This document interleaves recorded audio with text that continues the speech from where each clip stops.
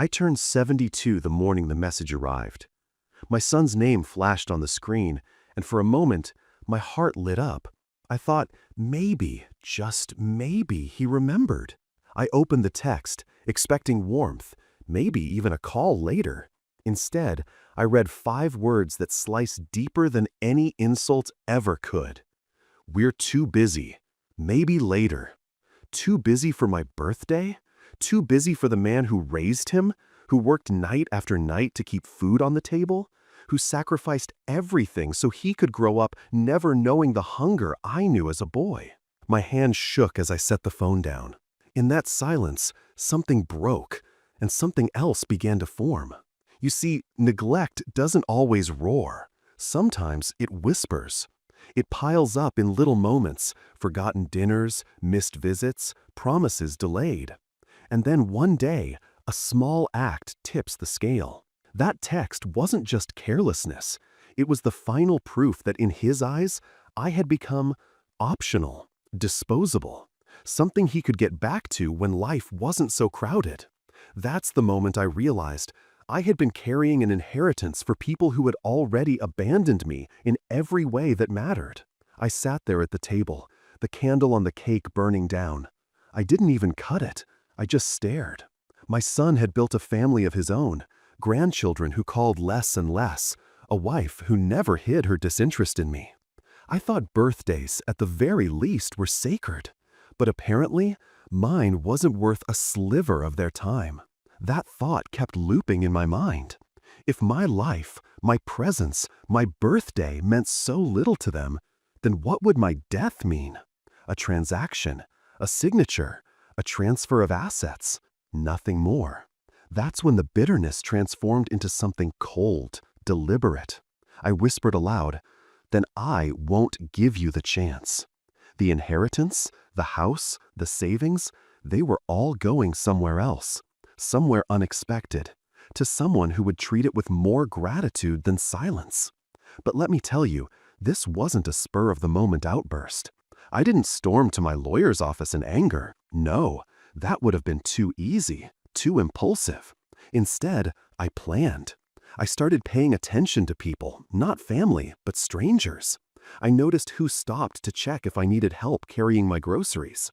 I remembered the young cashier who always asked me about my day as though she actually cared for the answer. I thought about the neighbor boy who cut my grass last summer for free after seeing me struggle in the heat. Small gestures, yes, but each one meant more than the lifeless "we're too busy" I had received from my own blood. There's a saying that blood is thicker than water, but what they never tell you is that neglect is thicker than both. Once someone shows you how little you matter to them, clinging to the idea of family becomes just another form of self-betrayal. I had spent years convincing myself that things would change, that my son would come around, that grandchildren would knock on the door out of love, not duty. That illusion shattered the moment I read that text. And I couldn't help but think of the irony. I built my entire life around preparing for theirs. Every dollar saved, every sacrifice made, every extra shift worked, it was always for the future of my children. That future, I realized, never included me. And if they couldn't include me in their lives, then why should they be included in my legacy? People assume inheritance is about money. But it's more than that. It's the last message you leave behind, the final chapter of your story. And I decided mine would not be one of silent acceptance or blind loyalty to people who had already written me out of theirs. My legacy would carry a sting, a reminder, something that would make them wonder, long after I was gone, why the stranger down the street had been deemed more worthy of my life's work than they were. Of course, it wasn't simple. Changing a will requires intention, paperwork, signatures. Each time I sat with my lawyer, I felt the weight of generations pressing against me. The traditional voice saying, "family first." But then the other voice, the one sharpened by years of being overlooked, reminded me, family first, yes, but only when family acts like family. Otherwise, it's nothing more than a word. I started to feel strangely free. free from the obligation of waiting for their calls, free from the disappointment of empty promises, free from the ache of birthdays spent alone. That freedom came from the realization that I owed them nothing, not anymore. And as much as it pained me, I knew this was the only way to finally be heard, to make them feel the weight of what they had dismissed. You might wonder, did I do it to hurt them, or did I do it to heal myself? The truth is, it was both. I wanted to leave the world with a sense of justice, however bitter. I wanted to make sure that my absence echoed in their lives louder than my presence ever did. Because sometimes silence must be broken with action. And the action I chose was radical, severing the line of inheritance and passing it to a stranger who had shown me more humanity in a fleeting moment than my own family had in years. The decision wasn't without doubt. I'd sit awake some nights, staring at the ceiling, wondering if I'd gone too far. What if, deep down, my son still cared, but just didn't know how to show it? What if the grandchildren would one day regret the distance and seek me out? But then I'd remember birthdays past, the forgotten calls, the excuses, the way conversations always ended with promises of next time. I had lived too many years in the shadow of next time. I couldn't risk my legacy becoming just another empty appointment in their calendar. So I began watching more closely, testing people, quietly offering help to strangers to see how they responded. Sometimes I was ignored. Other times I was met with genuine gratitude. And each time I asked myself, who among them would treat a gift not as a right, but as a blessing? Because that's the thing. Entitlement corrodes gratitude. My family assumed my inheritance was guaranteed. But strangers, they saw kindness for what it was, a choice. And I wanted my final act to reflect choice, not obligation. As weeks turned into months, I found myself growing more at peace with the plan. The inheritance was no longer a burden. It became a tool, a message, a final act of rebellion against indifference. I could already imagine their faces when the will was read, the confusion, the anger, the disbelief. And underneath it all, the gnawing question, why him? Why her? Why not us? That question would haunt them far longer than any explanation could. And maybe, just maybe, in the echo of that question, they would finally understand what it felt like to be overlooked. That's where I'll pause for now. Would you like me to continue with the next part? I started reflecting on the exact moment when love turns into expectation. When does a child stop seeing their parent as a person and instead as a resource?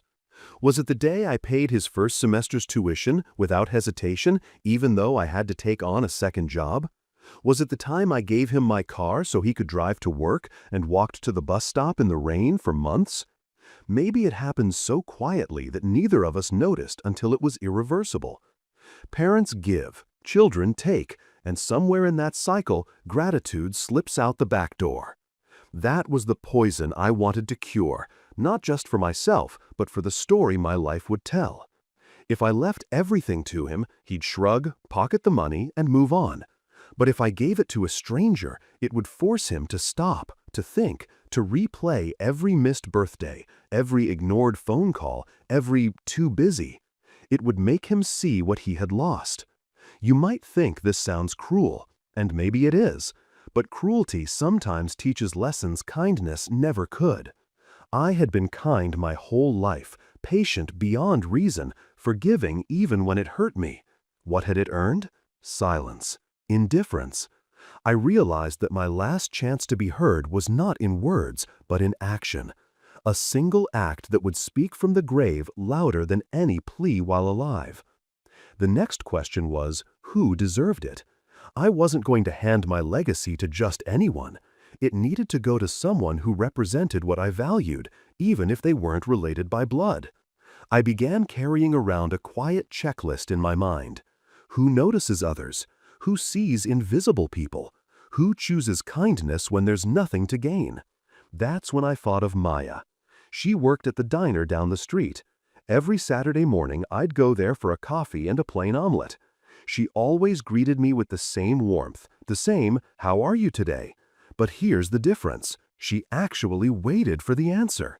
She remembered small details I mentioned weeks before, asked me how my hip was healing, whether I'd finished that book I told her about. To her, I wasn't just another old man sipping coffee. I was a person. Do you know how rare that is when you reach a certain age? People start looking through you, past you, as though your presence is just furniture in their busy world. But not her. I watched how she treated others too. A man short on cash came in once, embarrassed, mumbling about leaving his wallet at home. She slipped him a free cup of coffee without blinking. An older woman dropped her purse and scattered coins everywhere, and Maya crouched down on the sticky floor to help pick them up, brushing her hand gently over the woman's trembling fingers to reassure her. Small things, yes, but isn't that what tells us who a person really is? So I made her the center of my plan. Not because she was perfect, not because she was expecting anything, but because she represented what my own family had stopped giving: attention, humanity, care. I decided then and there she would be the stranger who inherited what I had built. But there's something you need to understand. It wasn't just about rewarding kindness. It was about reshaping the meaning of family. Bloodlines had failed me, but connections built on choice, on simple acts of decency, that was stronger. I wanted my final act to underline that truth, to say, family is not who shares your DNA, it's who shows up when you need them. The tricky part was secrecy. I couldn't let words slip back to my son, because he'd see it as betrayal before it was even done. And perhaps he would have tried to change my mind, not out of love, but out of fear of losing what he assumed was his. So I kept quiet.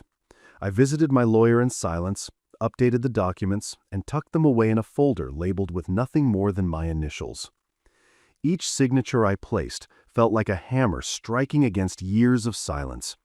Each initial a reminder that I was reclaiming the right to decide how my story ended.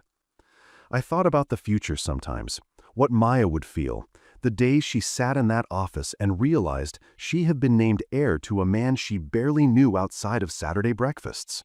Shock, perhaps. Maybe tears. But I knew her well enough to be certain of one thing. She would feel gratitude. Genuine, bone-deep gratitude. And that was all I wanted. To give my life's work to someone who would treasure it, not tally it. Meanwhile, the distance with my son only grew. He stopped calling altogether. Weeks turned into months, and the silence stretched like a canyon between us. He didn't even know what I was doing. He didn't even know I was done waiting. And perhaps that was the saddest part. He didn't notice the shift, because he had never been looking closely enough to begin with. I started keeping a journal, scribbling down memories of the times I had bent over backwards for him. Not to guilt myself, but to remind myself that I had done my part, that the ledger of my parenthood was not empty. And each page I filled with old sacrifices became fuel for the choice I had made. You know what surprised me, though? Once the decision was final, I felt lighter. I laughed more. I stopped staring at the phone, waiting for it to light up with his name. I stopped making excuses for him in conversations with neighbors. Oh, he's busy with work. The kids are growing up so fast. No, the truth was simple. He didn't care enough to show up. And once I accepted that, I realized I didn't need him to anymore. Still, a part of me wondered what the fallout would be. Not for myself, I wouldn't be here to see it, but for the echo it left behind. Would he rage? Would he sulk? Would he finally ask himself why? That last question was the one I wanted him to sit with, the one that would gnaw at him in quiet moments, the one that no amount of money could silence. And yet, even as I planned this final act of defiance, I felt something unexpected stirring beneath it. Not hate, not bitterness, but a strange kind of peace. Because by giving my inheritance to a stranger, I was finally giving it to someone who had shown me what my own son no longer did, that I mattered. I'll stop here for now. Do you want me to continue with the next part? The days leading up to my next birthday felt different. I no longer sat by the window waiting for calls that never came, nor did I force myself to pretend I didn't care when the silence stretched long into the evening. Instead, I found myself strangely energized, as though the simple act of taking control over my legacy had given me back some of the dignity I'd lost. It was strange how quickly my mind began to adjust. I stopped picturing my son opening the door to my house after I was gone, rummaging through drawers he never once cared to clean while I was alive. I stopped imagining my grandchildren treating my home like a free hotel. And most of all, I stopped feeling guilty. Because here's the truth no one likes to admit. Loyalty without reciprocity is slavery. I had been enslaved to the idea of family, bound by invisible chains of duty, waiting for scraps of affection that would never come. The moment I chose to leave everything to someone outside that bloodline, I cut those chains. And you know what's ironic? People often say that when you get old, you become invisible. They're right. But the invisibility doesn't sting as much when it comes from strangers. You expect strangers to overlook you. What hurts is when it comes from the people who are supposed to see you most clearly. My son's family treated me like wallpaper, there but irrelevant. Maya, on the other hand, treated me like a person, even though she had no reason to. That contrast kept repeating itself in my mind until it became undeniable proof that my decision was right. But here's the part I haven't told you yet. I didn't just change my will. I wrote a letter. Not to my son, to Maya. A letter explaining why. I wanted her to understand that this wasn't charity. It wasn't some random stroke of luck. It was intentional. I chose her. And I wanted her to know that sometimes the smallest gestures ripple louder than the grandest obligations. I sat at my desk one evening, pen trembling slightly in my hand, and I wrote, "You showed me that kindness doesn't need an audience. You reminded me that I still matter. And so I am giving to you what I had once saved for those who forgot me." When I sealed that envelope, I felt something I hadn't felt in years: pride. Pride in myself for no longer being a silent victim of neglect. Of course, a darker part of me also drafted another letter. This one wasn't to be opened until after I was gone, and it was addressed to my son. I didn't lace it with insults or anger. No, I knew those words would be too easy to dismiss. Instead, I kept it short, almost surgical. You told me you were too busy. I believed you. That is why I gave my legacy to someone who wasn't. That was all, just enough to pierce, to force reflection, to echo long after the lawyer closed the folder. The weight of those two letters sat heavy on me, but it also carried a strange sense of balance. One was a gift, the other a reckoning. Together, they told the full story of my life, the gratitude I wanted to reward and the neglect I refused to excuse. Life went on, quietly. The seasons shifted, neighbors moved in and out, my routine stayed simple. But inside, I had already left behind a version of myself that once begged for scraps of love. And with every passing day, I felt less like the man abandoned on his birthday, and more like someone writing the ending to his own story. Then something happened that tested me. Out of the blue, my son called. His voice was rushed, distracted, as though he were phoning me between meetings. He said, "Dad, sorry I missed your birthday. Things have been crazy around here." For a fleeting moment, my heart wanted to soften, to imagine that maybe he had realized his mistake. But as he spoke, I realized nothing had changed. He didn't ask how I was. He didn't apologize with weight, only with convenience. It was an apology to clear his conscience, not to heal mine. And that's when it hit me. Had I not already changed my will, I might have crumbled. I might have forgiven again, convinced myself that his scraps were enough. But because I had already secured my decision, I was untouchable. His words couldn't sway me anymore. The inheritance was no longer a dangling carrot he could unknowingly control me with. It was already out of his hands. That phone call confirmed everything. My son wasn't malicious, he was indifferent. And indifference is worse than hate, because at least hate acknowledges your existence. Indifference erases you. That erasure was what I had been living with for years, and it was exactly what I refused to reward. From that day forward, I stopped questioning myself. Every hesitation dissolved. I doubled down on my resolve and even began preparing small tokens for Maya, notes about my life, the stories behind certain objects in my home, instructions for the things I cared about. Not because she asked, but because I wanted her to know that I wasn't just handing her money.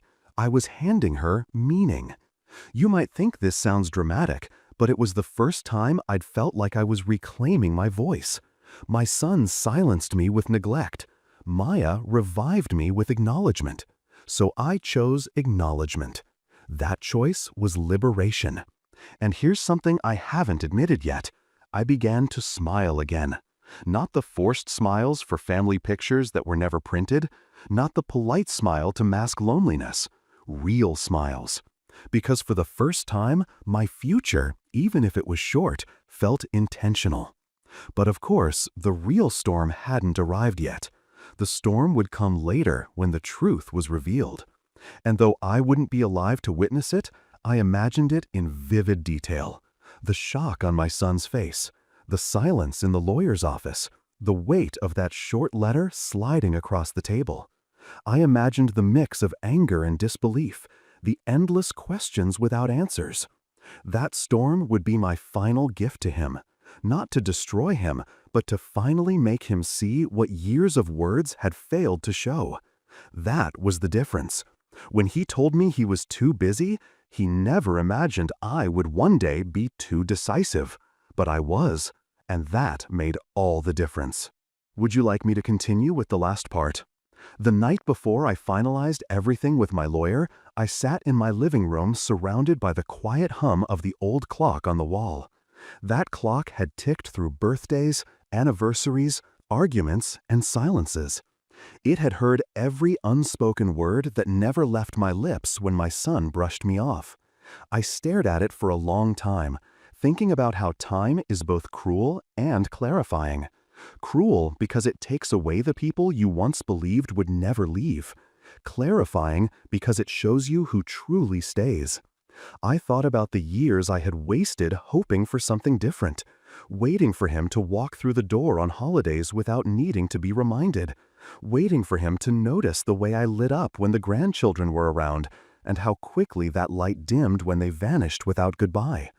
I had been waiting for a man who no longer existed, the boy I raised, who once ran into my arms after school, who once believed I was invincible. That boy had grown into someone who saw me as a footnote, and I was done being a footnote. The next morning, I met my lawyer. His office smelled faintly of leather and paper, and when he slid the final documents across the desk, my hand didn't tremble this time. I signed with the steadiness of someone who had nothing left to lose, but everything left to prove.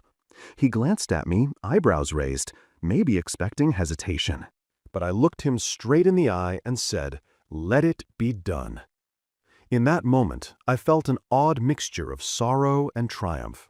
Sorrow for the family I had lost, triumph for the voice I had finally reclaimed. Afterward, I didn't go home right away. Instead, I walked to the diner. Maya was there, wiping down tables, humming softly under her breath. She spotted me and smiled, the kind of smile that wasn't practiced, wasn't polite, it was real. And I realized then just how powerful it was to be seen. Not out of duty, not because of blood, but because someone chose to. I sat at the counter, ordered my usual, and for a brief moment I thought about telling her everything. But I didn't. Not yet. The gift would mean more when it arrived without warning, like kindness had always arrived from her, quiet, simple, and unexpected. In the weeks that followed, I lived lighter. I took walks without feeling the weight of loneliness pressing on my chest. I noticed birds more. I listened to old records I hadn't touched in years. It was as if choosing who would inherit my life had given me permission to actually live what remained of it. And deep down, I knew my son would never see this version of me, the man unshackled by his absence. He would only see the echo I left behind. But make no mistake, I thought often about the day he'd finally learn.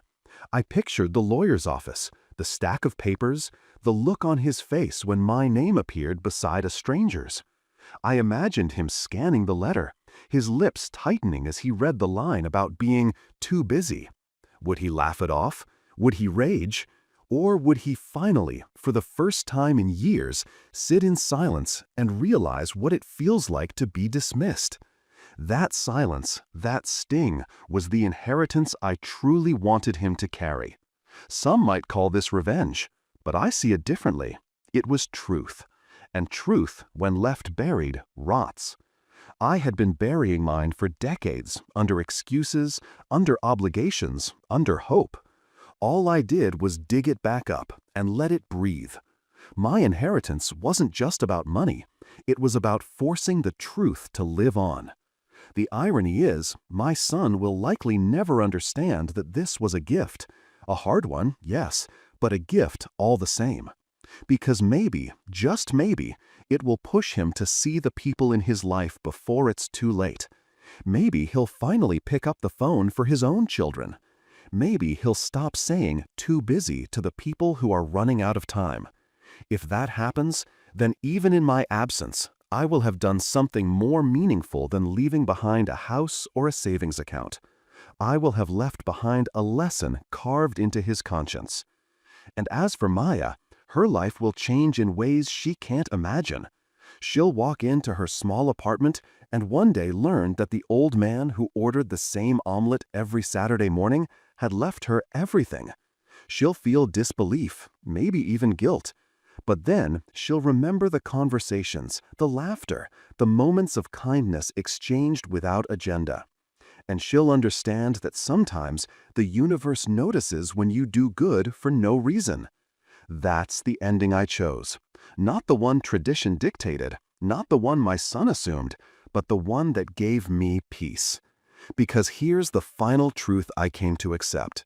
Love is not proven by words or even blood. It is proven by presence. And when presence is denied, so too is the right to inherit what presence built. So, on that birthday, when my son said he was too busy, I thought I had lost everything. In reality, I gained clarity. Clarity sharp enough to cut through decades of excuses. And with that clarity, I rewrote the ending of my story, not with bitterness, but with intention. My inheritance will not gather dust in the hands of the indifferent. It will bloom in the hands of someone who once reminded me that I was still alive. And that, to me, is the best revenge. Not shouting, not punishing, not clinging, but choosing